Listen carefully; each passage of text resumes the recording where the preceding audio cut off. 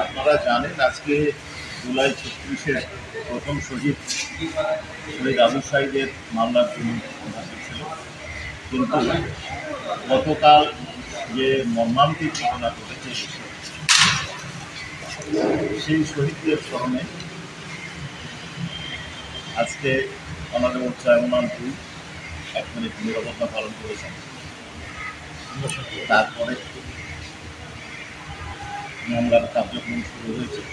মামলার কার্যক্রমে যে বিষয়বস্তু আজকে নির্ধারণ ছিল সেটা হচ্ছে পরবর্তী আদেশ দেওয়া হবে। এখানে 3টা বিষয় ছিল।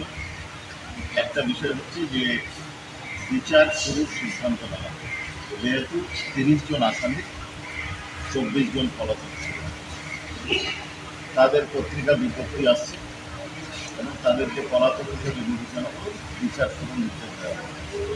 দ্বিতীয়, যে 6 জন উপস্থিত ছিলেন তাদের মধ্যে 2 জন এখন পর্যন্ত লয়ার নিয়োগ করেননি। তাদের বিষয়ে ট্রাইব্যুনাল জানতে চেয়েছে, তাদের সাথে তারা বলেছে যে আমরা পরে জানাবো।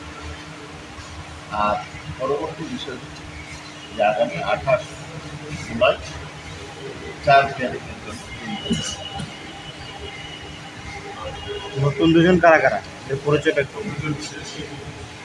24 জনের জন্য 6 জন স্টেট ডিফেন্স, 6 জনের জন্য 1 জন, 4 জন স্টেট ডিফেন্স নিয়োগ দেওয়া হচ্ছে। সেটা ট্রাইব্যুনালের ডিসকাশন ওনারা দিবেন, এই দায়িত্ব যেটা আমরা এখন জানতে পারি।